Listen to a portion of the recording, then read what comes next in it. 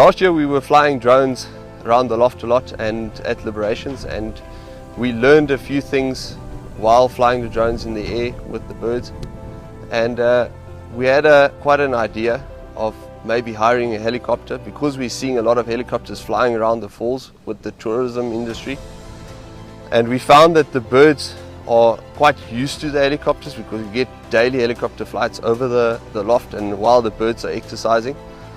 So we decided to hire a helicopter to follow the birds from one of our training flights.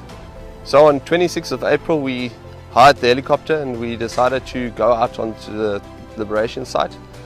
And my expectations from pigeon fancier point of view, that's always been on the ground with the birds at the liberation, is we actually thought that the birds will orientate for a minute or two and do a few laps around the truck and then find their way home.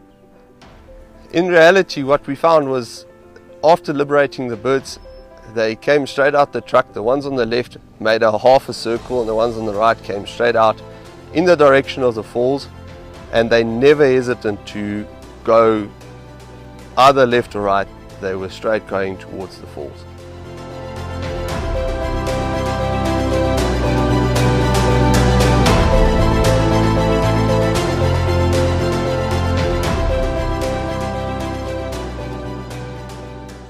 After releasing the birds, I expected that the loft, actually the majority of the birds will stay together in one group, at least for the first 5 or 6 or whatever kilometers. And like we would expect, that the slower ones will fall behind and they will break up into smaller packs. And that was completely not the case. They broke up into smaller groups of 100 to 200 birds, and they all went in the same direction.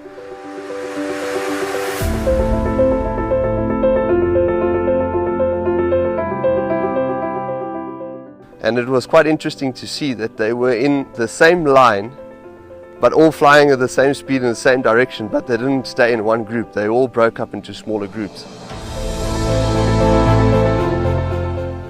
So in each of the big groups, there was a few birds that clearly took the lead. And after flying for a few kilometers, we could see that there was clearly birds that started struggling and falling behind. But the interesting part was they didn't fall behind the pack. They didn't go into the slipstream of the main group. They started falling off to the side. And we could have seen one bird clearly struggling, and after a while he was joined by a few others. And they at the end formed their own little group that flew at a slower pace on their own. So when we got near the falls, one of the groups that we were actually not filming, it was unfortunate they were on the other side of the helicopter. So in the group that was attacked by the hawk, there was about 150 birds. And the interesting part was the hawk went right through the group, and I could at least see about 6 birds that went into trees, onto the ground. And those birds were completely out of it. They immediately didn't know where to go.